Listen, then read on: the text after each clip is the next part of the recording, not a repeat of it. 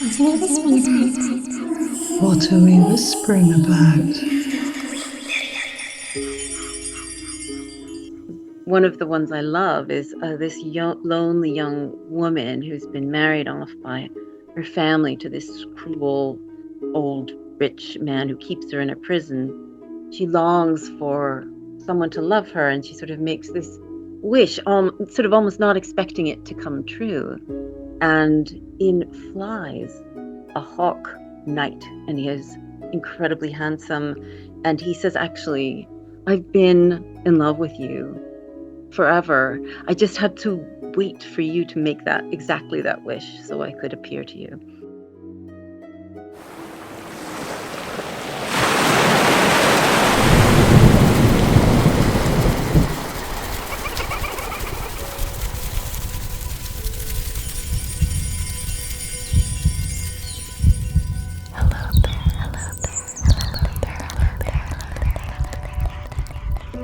In the air, by the sea, from the land, and within you and me. Fairies are whispering. This is Claire Casely, and I am a fairy whisperer.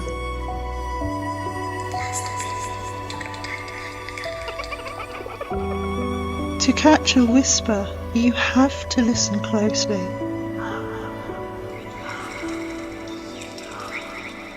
Listen with me.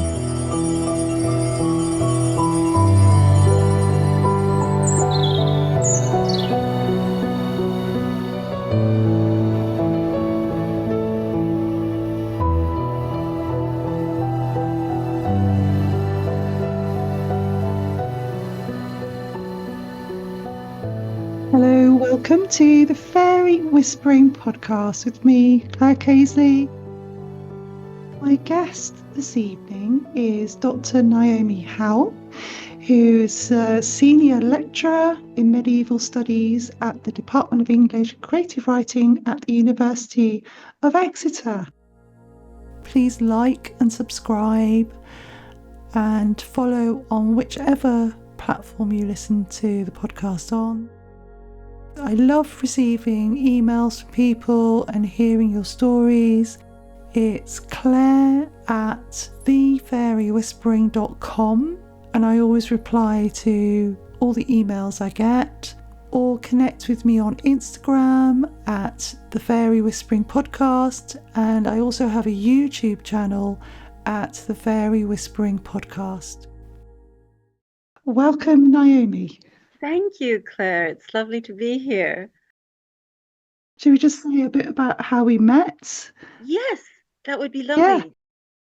We met in a wonderful art class of Sarah John's, and she's well, it was really quite magical. It was taking our ideas and being very creative and expressive with them, and actually going from sketches and just vague ideas to actually a small exhibition of our work, and it was really a lovely atmosphere. And I also, by the way, also found that, and I don't know if you found this too, but my other work was actually really, yeah, inspired by just sort of letting go of the time pressures and the goal-orientedness that can dominate our lives.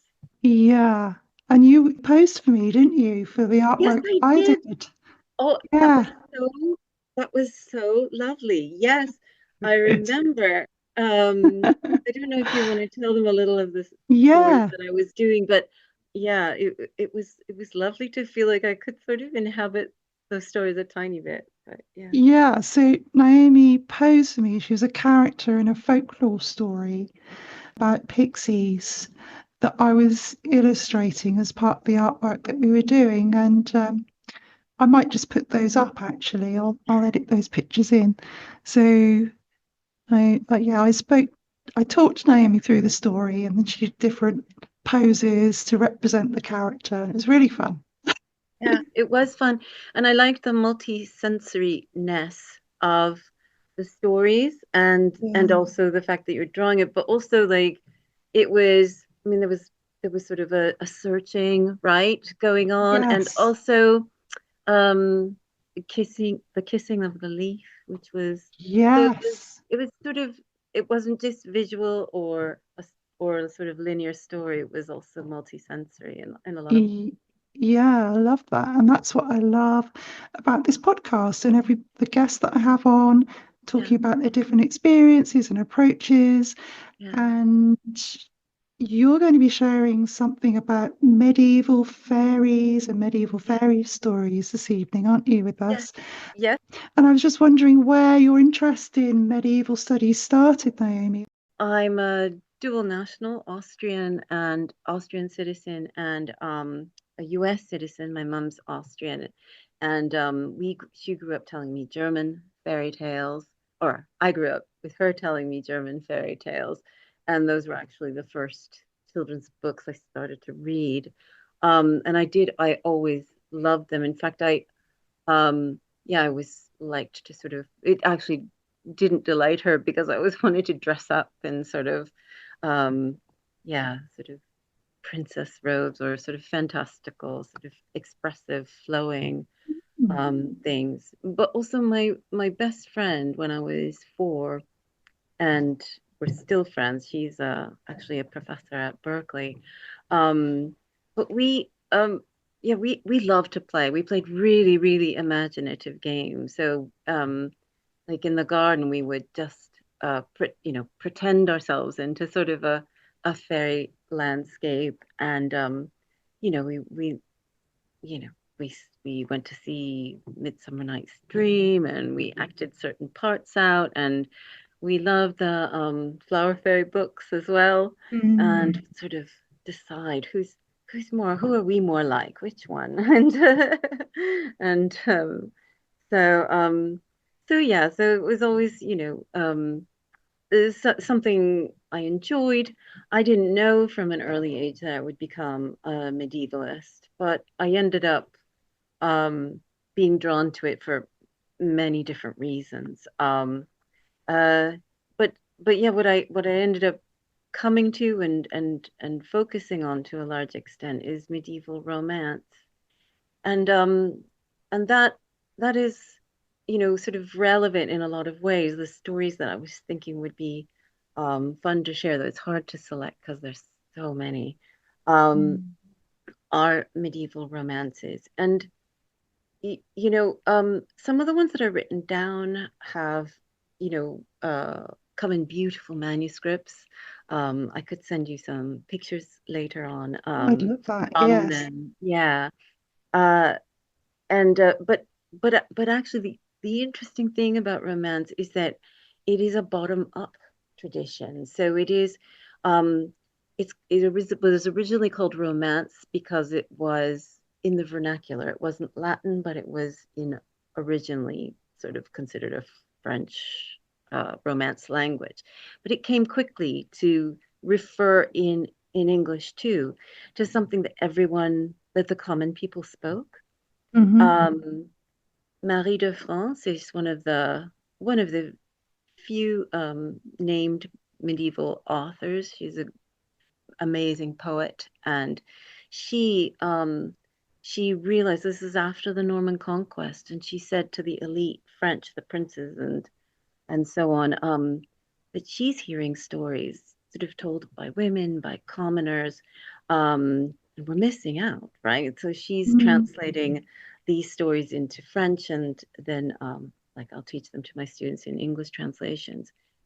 So we start to have um, French writers writing down what had a long tradition in Cornwall and Wales and Brittany, and also throughout Britain. So there's something very much about you know uh, shared experience and interest in otherness that comes Hmm. through in romance. That is quite appropriate that a lot of um, the fairies that we get mentioned in the Middle Ages appear in romance. So, so yeah, so, and there's something about something mysterious. So something powerful, Mm. something mysterious. Um, it and can be good. Of course, the Flower Fairies books were beautiful and lovely, but also very safe. And Yeah. the fairies in medieval romance are they can be they can be a bit scary and Mm. definitely powerful. And yeah, you want to be on their good side, definitely. Yeah, I that intrigues me, that Yeah, type of fairy, yeah, that is the true nature of fairies, isn't it? That they have this tricky side to them. yeah, Yeah. yeah, So yeah. So what kind of fairies appear in medieval yeah. tales? Well, um, so I basically, I guess a little caution is that I I probably won't be naming all of the kinds. I'll just tell you the ones that that sort of sprang to mind. So for example, there are shapeshift. So there are shapeshifters. Um, there are figures. So some of these aren't named as fairies. It's been argued that the Green Knight, for example, who challenges Gawain in King Arthur's court, is like a fairy because he inhabits a mound, and there were Celtic beliefs that circulated that we have records of where fairies inhabit those places. He's also, associated. Well, he's green, so there's a sort of and he hunts in the woods, which is detailed, described. So there's a nature association potentially. Um, but he's not named as a fairy. He's definitely uncanny. He's definitely dangerous, and there are things like that. In one of the ones I love is this lonely young woman who's been married off by her family to this cruel um, old rich man who keeps her in a prison. She longs for someone to love her, and she sort of makes this wish, sort of almost not expecting it to come true. And in flies a hawk knight, and he is incredibly handsome. And he says, actually, I've been in love with you forever. I just had to wait for you to make that exactly that wish so I could appear to you. And Mm. so there's, and sort of, is that a fairy? I, it's not named as such, but I think we could um, connect it with certainly fairy realms. When Yeah. he is mortally injured by her husband, um, he he flies away. He flies back to his land, and she jumps out her tower window and follows the his flecks of blood, and she follows it through a hollow hill, which is quite like a barrow, perhaps. Mm. And when she makes it to his kingdom, um, everyone's asleep. It seems like a strange Sleeping Beauty scenario. Mm-hmm. Um, and so yeah, so then he gives her a ring, which will she I think yeah she wears it, but makes her husband forget that anything bad happened, and Mm. not suspect that the child she's carrying is actually the fairy king's, right? Ah, And wow. handy, yeah, handy. And he also Mm. gives her a sword to keep safe for their son, for their child, and at the appropriate time. And I think he even says, "You're going to come see my tomb. You're going to come back here, and at that moment, reveal my son's true identity and give him my Mm. sword." And that comes to pass 20 years or several decades later. But that fairy kingdom, which was so strange and mysterious and uncanny, and apparently only accessible by him in flight and by her Mm. through the hollow hill, it turns out to be Caerleon. She's in Kerwent, and she goes to Caerleon, and Ah. and when they go there, it seems like a sort of a regular city, like it's described with Mm. streets and people moving around and so on. But they are Mm. shown the tomb, and she does tell her son, "Here's your sword, avenge your father," and he kills his cruel stepfather, and yeah. So, so that is that story, and he isn't Yeah. explicitly called a fairy, but he Mm. certainly seems to. The story has connections with those stories, right? Because of yeah, Yeah. because of the secrecy, because of him appearing, he's able to appear only to her. Mm. Oh, and then there's Yeah. one, yeah. So anyway, Yeah. there's one. It's that's similar to other stories, isn't it, where women are stolen away by Ah, a ferryman. I've Um, got one like that. yeah, and fairies are can transform into animals as well. Yes, So yeah, I mean, yeah, it sounds very much like a fairy person, even if it's not right. But explicitly like and you know, yeah, it may just not have been mentioned because you understand that it's a yeah, fair. You know, I mean, it's sure. not. Yeah, but Mm. he actually at one point he impersonates her. He takes on her form, for various reasons. So yeah, Oh, that's interesting.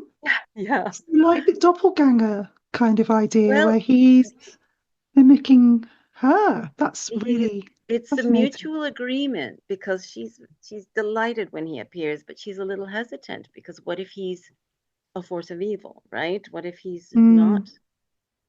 Well, you know, it's easy to say, I love hmm you and I'm the perfect man for you, but they've only just met, right? And hmm he could be someone who wields all that shape-shifting power, but actually be an agent of darkness, right?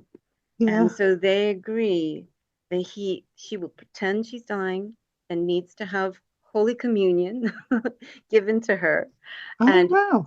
and hmm I know, but it's all a deception, and he mm will take on her form, and he won't be able to take communion if he is an agent of darkness in the logic of the story. And so that's what he does, and she hides, and he's there in her form, and she watches him get communion, and she's like, "Fantastic! Now we can have a Oh, passionate affair out of wedlock. It doesn't matter." I wonder if Shakespeare was inspired by that story with Romeo and Juliet. It's a Oh, similar sort well, of. you know, I mean, Shakespeare would have heard, and we know, well, we know so many. He's got lots of Mm, fairies in Romeo and Juliet. We've got Queen Mab. We've got all kinds of references. mm, And he definitely, I mean, this is the early modern period. It's a little later than my specialism, but absolutely, mm, he was raised with medieval performances and plays and things mm. and stories. And a lot of these stories, medieval stories, were still popular into the early modern era, Yeah, immensely popular yeah. and told with variation and inflection. Yeah, there's a Mm, werewolf story where one of the translations is adds this bit, that and this because in in the early version, yeah, it's a good werewolf actually, and well, it's kind of a good werewolf. He's a little wild. Yeah, he's pretty horrible too. But anyway, um, but there's no concern with it being real or not. But a mm, translator says, and you know this is real because actually I saw, or I had a friend who, or no, mm, my father saw someone mm. transform into a wolf. So this is a, yeah, that's a Swedish bird. Wow. Yeah. So Uh, that's an actual account you're talking about of yes, he's someone. inserted. So the translator has inserted it into a translation, and and Wow, that's fascinating. and that's what I Yeah. actually Mm, love about, well, because we are asked and invited, especially when there's unexplained parts and mysterious parts. We are asked to bring our own experiences to bear, you mm, know. So when she's walking through the hollow hill, you know, we don't see all the details because it's dark, right? So we're really mm, with her, and yeah, and well, there's a there's a rather bad fairy I can tell you about in a minute, where Oh, brilliant. we're also unsure about sort of cause and effect and so. Because the other interesting element of that story that seems to have been erased during Victorian times, Yeah, Victorian censorship and all of that, yeah, is the transformation of sex, isn't it? Of a man absolutely. into a Good. woman. Well spotted. Yeah. And the thing is, too, Claire, this is why I love being a medievalist and why I think Yeah. it's actually really important and relevant, is Hmm. because the Victorians were sort of the first medievalists as a sort of discipline, right? Hmm.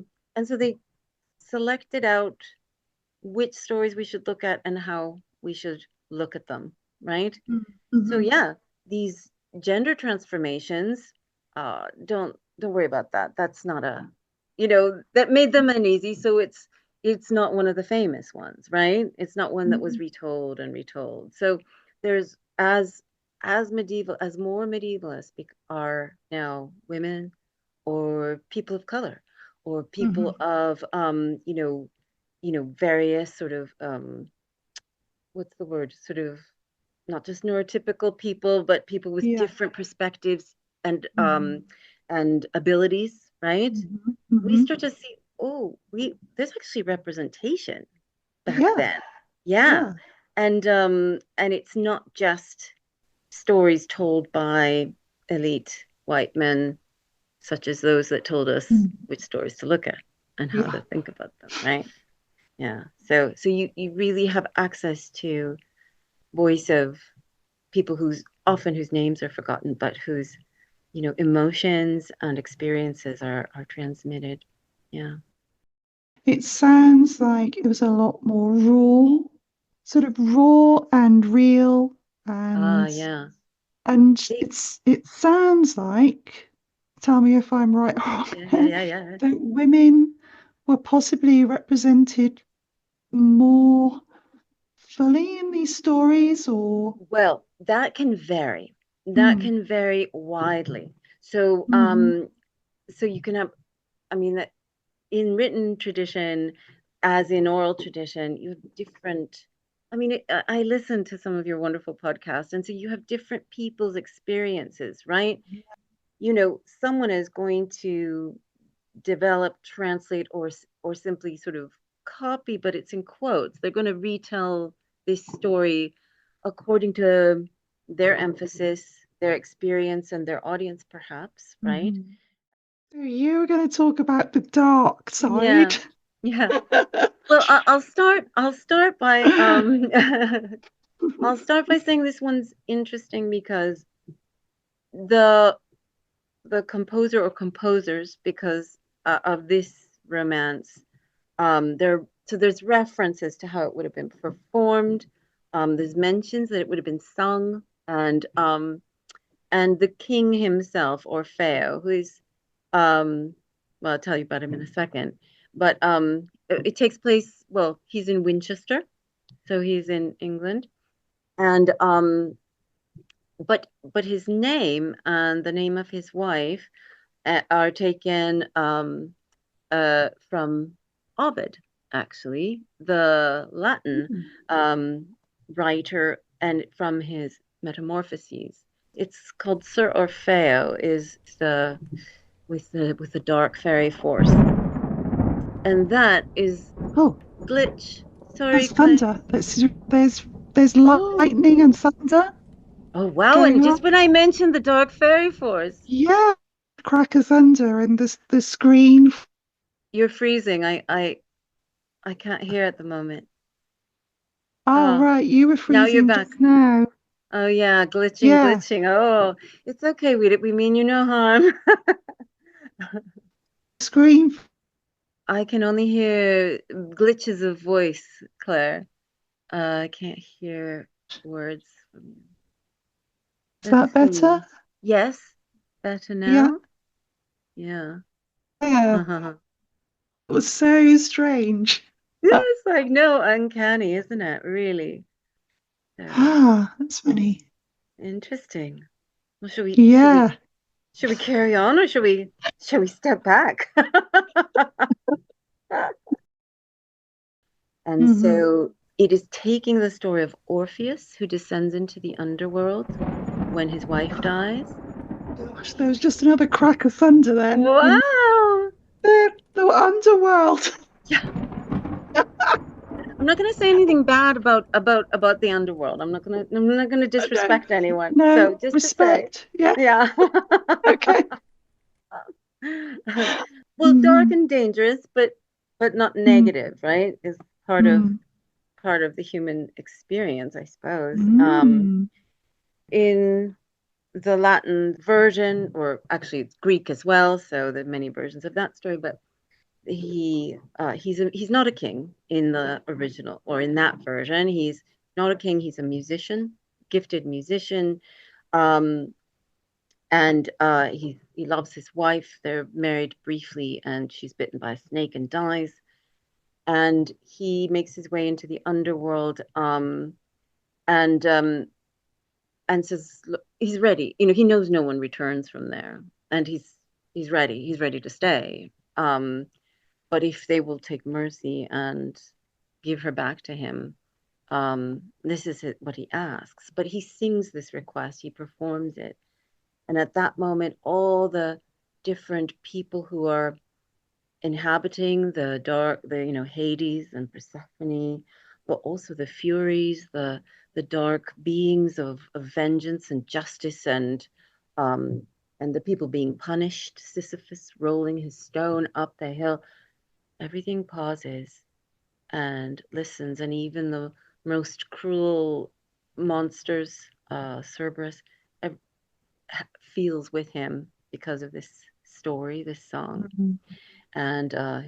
and weeps, and he's granted permission to take her back to the land of the living, but he's not allowed to turn around and see her. It's very cruel, poignant, sort of uh, you know, rule, because Hmm. he only breaks it because he is so desperate to see her, Yeah. and they're separated. Now, this Orfeo, it's called a Sir Orfeo, so that gives him a sort of knightly status. He's also a king, because I think this poet, or this version, is interested in kinds of power, Mhm. and what it means and what it should mean.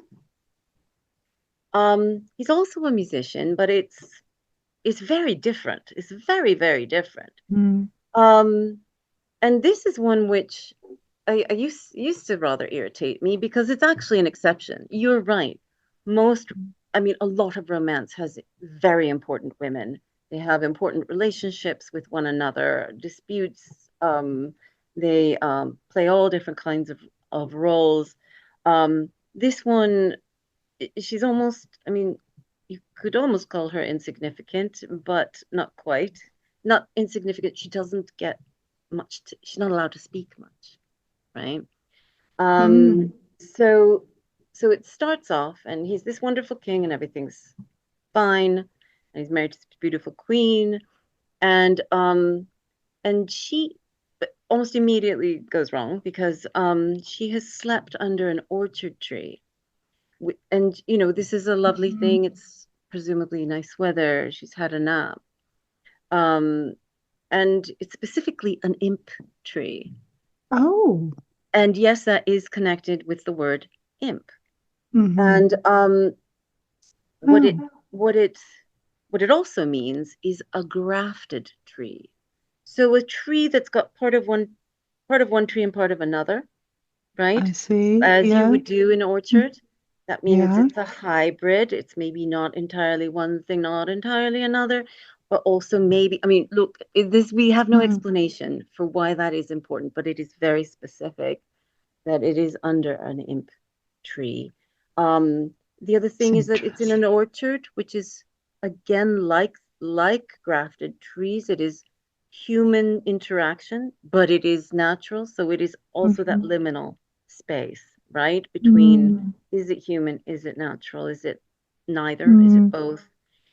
And so she she falls asleep there and she wakes up screaming. She's absolutely desperate. She's almost incomprehensible. She's tearing her hair, she's tearing her skin on her face. And her husband says, and I think this doesn't make him my favorite, because he says, you used to be so beautiful and now you're tearing at you're tearing at yourself. You're a wreck. He says, you used to be so soft spoken and still, and you're sort of screaming like a, he doesn't say like a banshee, I could say, but he does say, now you're screaming and sort of uncontrollably. You used to be sort of so quiet and contained and under control, is how I'm paraphrasing it, right? Mm-hmm.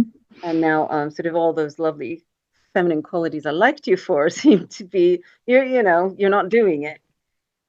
And she finally says that a fairy king appeared to her. Now she slept in this orchard, perhaps surrounded by ladies, by her ladies in waiting. Nobody else seems to have seen anything. And he's going to take her away. And even though Orpheus summons night like 100 knights around, somehow she goes there again at, I guess, the appointed time, and she is abducted, and there's nothing they can do. So, question, right? Yeah. I mean, at this point, we haven't seen the fairy king or any fairy. At this point, she could have lost her mind. In fact, people wonder, maybe has she lost her mind? Except that she is definitely gone, right? Mm-hmm. And so then Orfeo puts his steward in charge of the kingdom, and he puts on sort of rough, maybe a pilgrim's garb or penitential garb, or yeah, basically very rough, like a poor person. And so he's basically divested himself of all his lands. There's this description of him going through what once was his land. And the words that are used to describe the natural world shift from being something that was his own domain to being wilderness. So there's a shift in quality before there's even a shift in place. Mm. And he wanders around. He puts his harp in a hollow oak tree. He wanders around, and this is the other interesting thing that often happens with fairy and uncanny and revelatory moments in romance, is that they can't get there they don't get directions from anyone. This happens in Gawain and the Green Knight. The only way they find it is by, like, almost they give up and they get lost. And then it's chance. There has to be some element where it's beyond their control, and that's what will take them to this fairy place. So that is what happens, and it's years later. And yeah, it describes him. He's a mess. He's got a beard. He's dirty. Yeah. But he, at one point, again, having gotten lost and just happened to this place, he sees this very sort of court walking through nature, these beautiful women, and I mean everything. What's interesting is that this is described in much more idealized terms than his own court was to us, right? So it seems like beautiful, seems like everything but better, you know. And that's not uncommon in fairy stories, you know, like you have King Arthur's court, but then they, will go to this other place, and it's kind of even better, right? It's it's maybe not quite okay, but it's in some ways even better. Um, so anyway, he collects his harp, presumably. Yeah, he does. And he basically does the same sort of getting lost to get there again. Now, there is a description of how he approaches the fairy kingdom, the fairy castle. And this is a very strange moment, because aside from this moment where he is actually moving into their domain, he's describing the walls of the fairy kingdom, and on the walls, in the walls, within the walls, it could almost be describing depicted, but it also seems to be describing actual people. You Mm-hmm. see people with their heads cut off, people with stab wounds. It's horrors, horrors, horrors. People who've been poisoned and hung, people who, so in that sense, it is imagining, or it is taking from the Latin, the idea of the land of the dead, right? Right. Yeah. But in, but in, but in this one, they seem to be dead. And in some cases, it almost sounds like they think they're dead. Um, Mm-hmm. it's there's a sense that what he's seeing uh is more truth than he had access to before, but not all. We don't we'll never it never becomes it never gets explained. It is Mm-hmm. very scary though. It is very uncanny. It goes into a lot more detail. Um, but in any case, oh, there he sees. And again, this is what makes me it almost seem like it's a depiction, or is it like a hologram, or is it a frozen set of moments in time? But he sees his beautiful beloved wife under the imp tree. He sees her there. Mm-hmm. Okay. Okay. So then he makes his way in, and he manages to get the fairy king to make a what's called a rash boon, right? Mm-hmm. Make a make a deal where he tempts them with his musical skill and then resists playing unless he's promised something. And he says, and the king says, "Fine, I'll give you sure, I'll give you whatever you ask for," right? And so he plays. Everyone's charmed. He asks for his wife, and he gets her back. Oh, And wow. yes.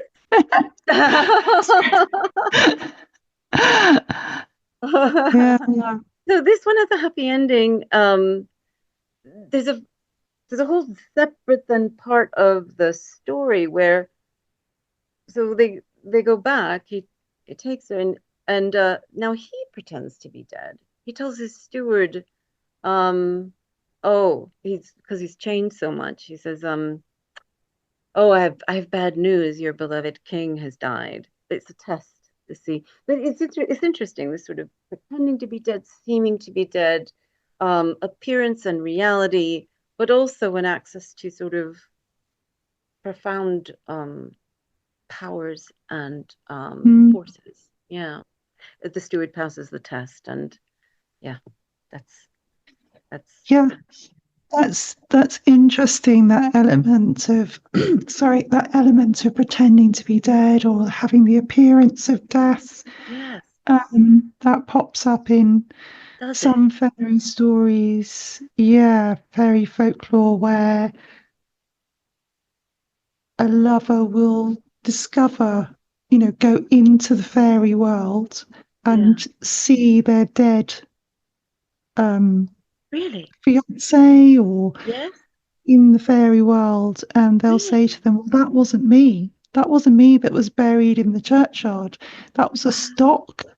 So the fairies wow. created a fake version, copy Oh, of the person, and that was what was buried. But the oh my real, gosh. yeah. That's fascinating.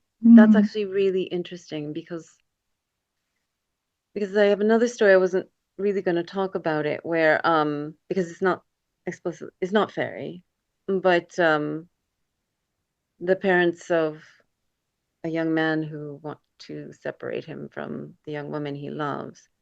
Um, the father wants to kill her. The mother says, let's do something else. So they sell her into slavery.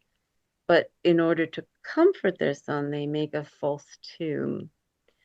The interesting connection is that, like, I was noticing that some this is a very fascinating story to me because it is on inter it is the marriage between a Christian and a Muslim, mhm, and it has a happy ending. They become the grandparents of Charlemagne, but it's he and his sort of it's told from a Christian perspective. It probably originates in all different kinds of religions and cultures, the Mm-hmm. story and his past, but this version is a Christian perspective. So his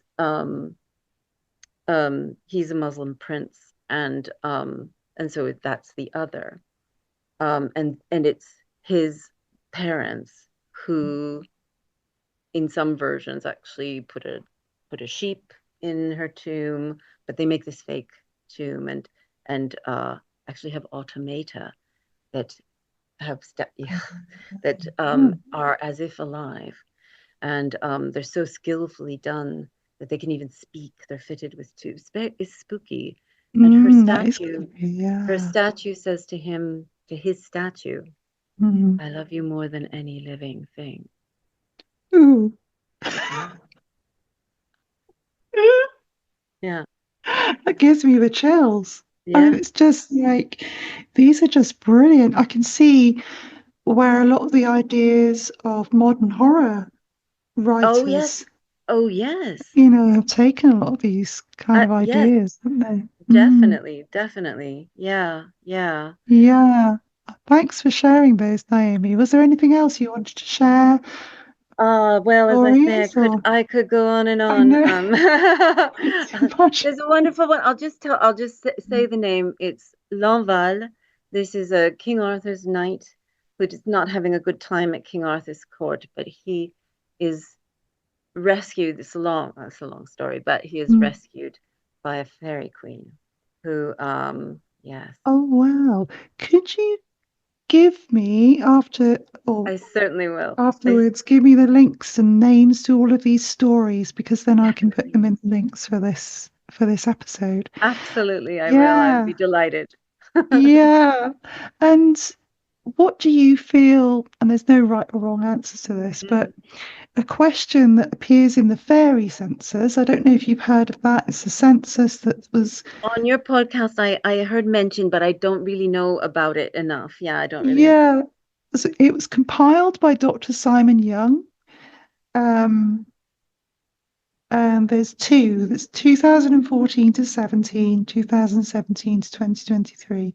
And one of the questions is, and there's no right or wrong answer, Mhm. is what do you think fairies are?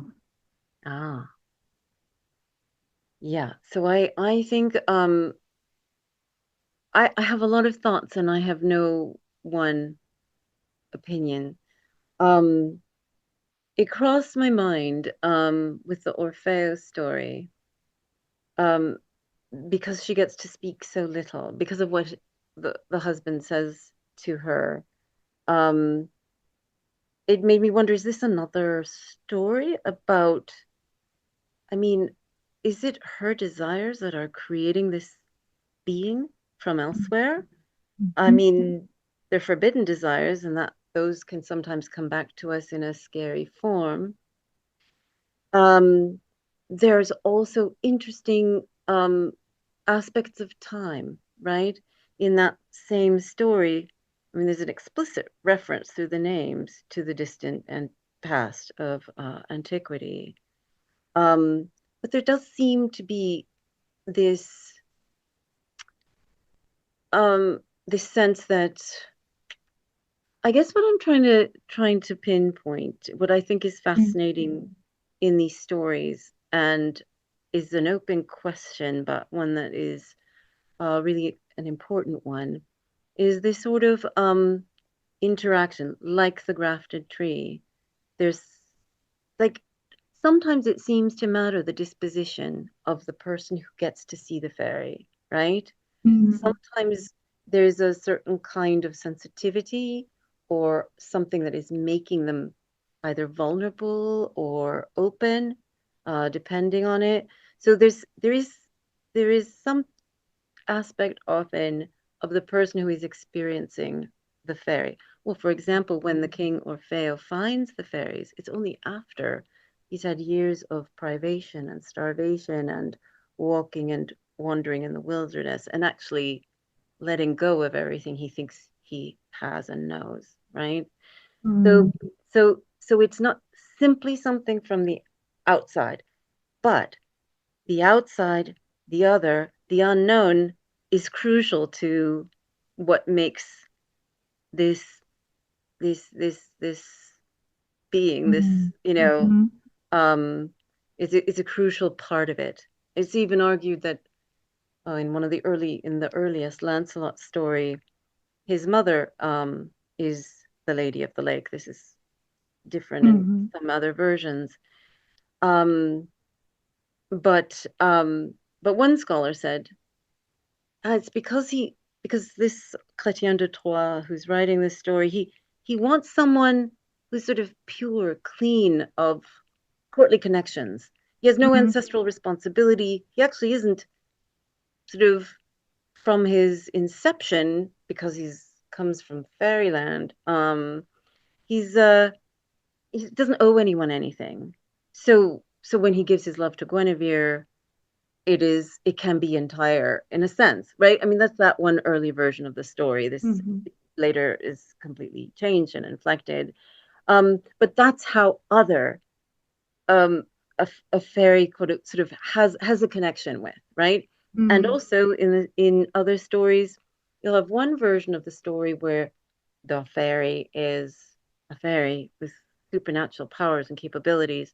Another version is almost exactly the same story, sometimes with the same names, but it is a Saracen or someone from Turkey or someone from a Mhm. different culture or a faraway place or the distant past. So Yeah. I think time Mm. and mystery and um, and human agency and openness are all crucial elements to the experience. Yes. But how exactly they play out will, I don't know, they may be as varied as the experience. I don't know. Yeah, that's a great answer. I love Yeah. that.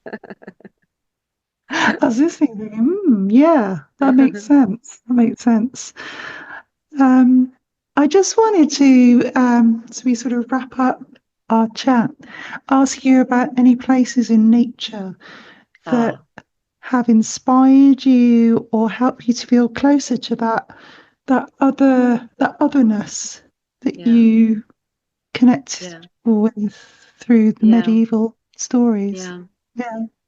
There's a kind of place. There's a place actually, walking distance from uh is that where is it? It's on Dartmoor.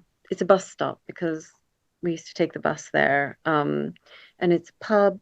Oh, it's escaping my mind. You can walk down the hill through sheep pastures, and eventually you go through these places where you can pick blueberries at certain times of year.